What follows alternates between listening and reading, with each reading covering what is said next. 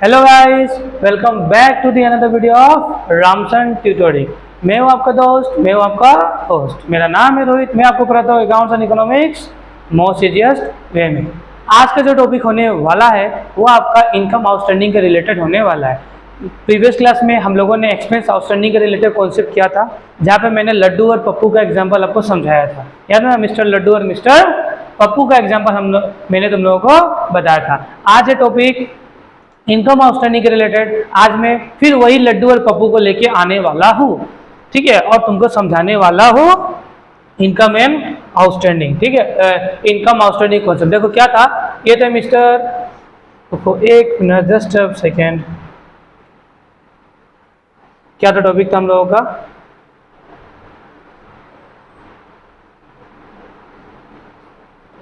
देखो ये थे मिस्टर लड्डू, याद ही होगा। ये मिस्टर क्या थे? लड्डू, ठीक है। और एक थे मिस्टर पप्पू, ये पप्पू है। मिस्टर लड्डू पप्पू के दुकान में क्या करते थे? काम करते थे। ये मैंने तुम लोग को बताया था, ठीक है। और मिस्टर लड्डू को मान लो उसकी सैलरी, मान लो अभी सैलरी कितना मिल रहा है, मान लो महीना का सैलरी कितना मिल रहा है, 1 लाख रुपीज़। कितना मिल रहा है? 1 लाख रुपीज़ महीना का सैलरी मिलता है। किसको?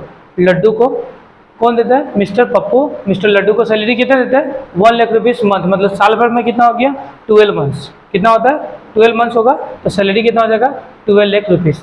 ये साल भर में, याद रखना, मिस्टर लड्डू क्या होगा? मिस्टर लड्डू को साल भर में कितना सैलरी मिलने वाला है? टोटल 12 लाख रुपीज़ मिलने वाला है। किससे? मिस्टर पप्पू से, ठीक है। तो कोविड के टाइम तो पता ही था। और सैलरी हमेशा याद रखना ईयर के एंड में मिस्टर पप्पू किसे देते हैं? मिस्टर लड्डू को। याद रखना, ये एजम्पशन मान के चलना कि मिस्टर पप्पू मिस्टर लड्डू को सैलरी कब देते हैं? ईयर के एंड में, ठीक है।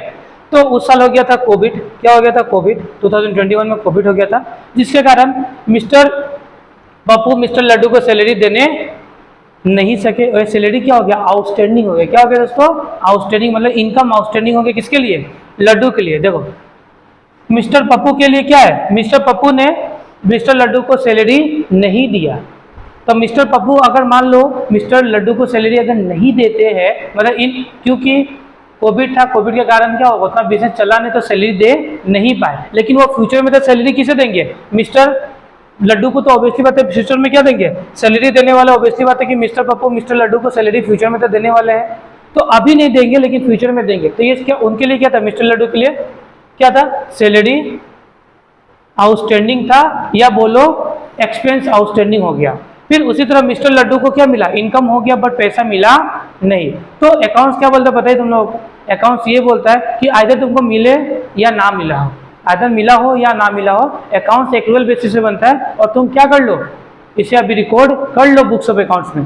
तो मिस्टर लड्डू को देखो 10,000, अभी कितना मिस्टर लड्डू को कितना 12 लाख रुपीज़ मिल रहा है, हालांकि कोविड के कारण मिला नहीं। तो अकाउंट्स ये बोलता है दोस्तों, हालांकि तुमको पैसा मिला नहीं, तुम क्या करो, इसे बुक्स ऑफ अकाउंट्स में रिकॉर्ड कर लो। ये अकाउंट्स का रूल है, एक रूल के प्रिंसिपल्स ये बोलता है, ठीक है। जिसके कारण मिस्टर पप्पू को पैसा नहीं मिला, लेकिन मिस्टर पप्पू क्या करेंगे? इस पैसा को रिकॉर्ड करेंगे। तो इसी को बोलते हैं हम लोग इनकम आउटस्टैंडिंग। मतलब पैसा इनकम हो गया बट मिला नहीं है। इनकम क्या है? बाकी है। इनकम क्या है? बाकी। हमको इनकम फ्यूचर में मिलने वाला है, बट हम लोग अभी उस इनकम को रिकॉर्ड कर देंगे। तो ये होता है तुम्हारा इनकम आउटस्टैंडिंग। जैसे कि मान लो मैं तुम लोगों को पढ़ा रहा हूँ, मैं तुम लोगों को क्या कर रहा हूँ? पढ़ा रहा हूँ।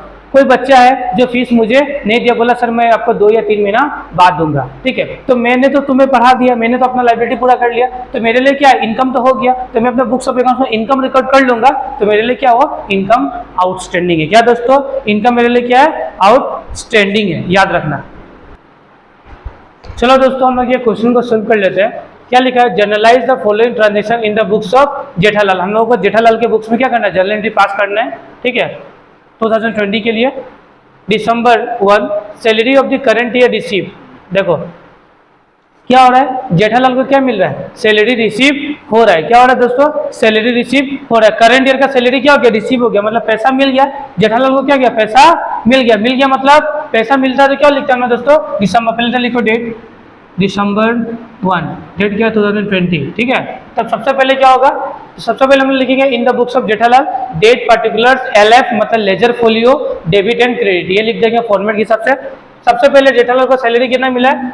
22,000, ठीक है। तो सैलरी मिल गया मतलब पैसा मिला है, तो पैसा मिलता तो क्या लिखेंगे, cash account debit. Cash account क्या होगा दोस्तों, कैश अकाउंट डेबिट, ठीक है। देखो सबसे पहले ना salary of the current year receive, इस साल का सैलरी मतलब 2020 का सैलरी रिसीव हो रहा है, मतलब कैश अकाउंट जो आता है बिजनेस उसे डेबिट करते हैं, मतलब कैश अकाउंट डेबिट। कितना मिला सैलरी, 22,000 का।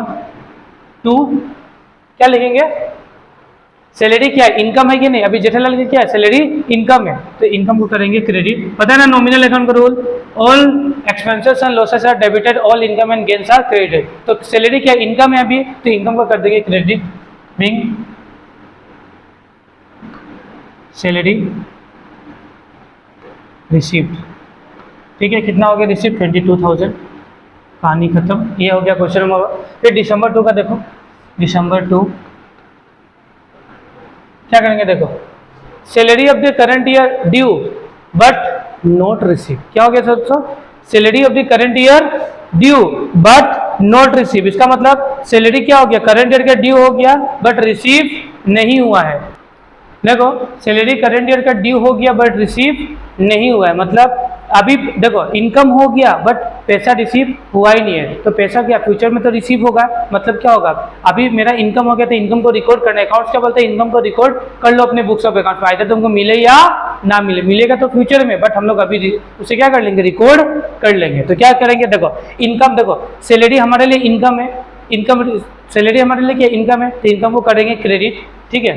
तो to salary, to salary receive लिख देंगे, to salary receive account debit, account credit होगा, कितना से सैलरी रिसीव होगा, 11,000 से। और डेबिट क्या करेंगे, तो देखो अभी पैसा नहीं मिला लेकिन फ्यूचर में मिलेगा, मतलब फ्यूचर में मिलेगा मतलब क्या होगा, मेरे लिए एसेट्स होगा ही नहीं होगा, फ्यूचर में मिलेगा मेरे लिए क्या होगा, एसेट्स ही होगा, तो एसेट्स को करेंगे डेबिट, मतलब क्या लिखेंगे, salary out standing oblique accrued भी लिख सकते हैं, क्या लिख सकते हैं हम लोग, सैलरी आउटस्टैंडिंग बोलो या एक्रूड अकाउंट डेबिट लिख सकते हैं। कितना, 11,000 से, being salary due but not receive, ठीक है।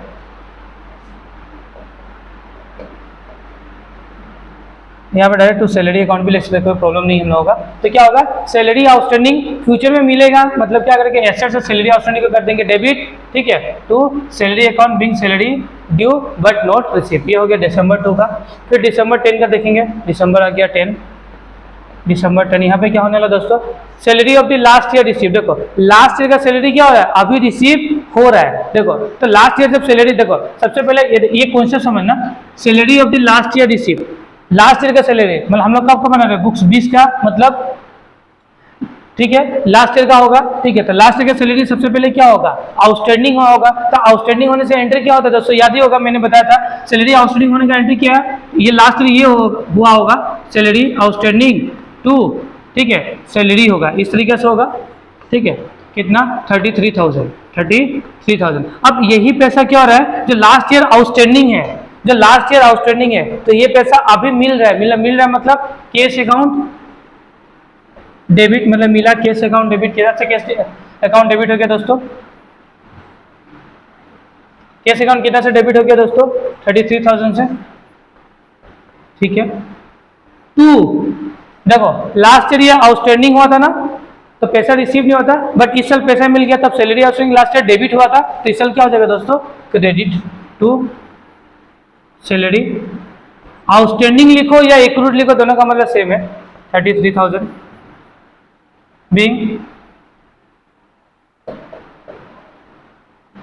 Salary of the last year received, ये लिख देंगे, ये तो रिसीव्ड है, being salary of the last year क्या हो गया दोस्तों, रिसीव हो गया, ठीक है। फिर देखो दिसंबर 14 का क्या होने वाला है, ये दिसंबर होगा तुम्हारा 14, ये दिसंबर होगा तुम्हारा 14। इसमें क्या देखो, salary of the next year receive, मतलब आने वाला साल का पैसा आज ही मिल गया, आने वाला साल का पैसा आज हो गया, जब देखो, जब हमको एडवांस में इनकम होता है ना, तो मेरे लिए क्या बनता है दोस्तों, लाइबिलिटीज। क्या बनता है दोस्तों, लाइबिलिटीज। जब भी याद रखना, एडवांस में जब भी हम लोगों का इनकम होगा तो हमारे लिए क्या बनेगा, लाइबिलिटीज। और एडवांस हम लोग खर्चा करेंगे तो क्या बनने वाला, एसेट। देखो अब एडवांस में खर्चा कैसे एसेट बनता है, देखो फ्यूचर में जाकर हमको पैसा देना नहीं है तो एसेट्स हो गया। अब देखो अगर मान लो एडवांस में इनकम हो गया, मान लो कि मुझे मिलना चाहिए मंथ का 100 रुपया, लेकिन मुझे मिल गया नेक्स्ट वाला मंथ का भी सैलरी आज ही, ठीक है, तो नेक्स्ट मंथ में क्या मुझे मिलेगा क्या, ठीक है, तो नहीं मिलने वाला। तो एडवांस में वो मिलने वाला इनकम क्या होगा दोस्तों, लायबिलिटीज। तो क्या होगा दोस्तों, हम लोग क्या लिखेंगे, पहले बता सैलरी रिसीव हुआ है, मतलब कैश अकाउंट डेबिट कितना से 35,000 टू सैलरी रिसीव, हाँ रिसीव ही मैंने लिख दिया, तुम लोग पूरा लिखना, रिसीव पूरा लिखना, तो सैलरी रिसीव इन एडवांस, ठीक है, 35,000 बीइंग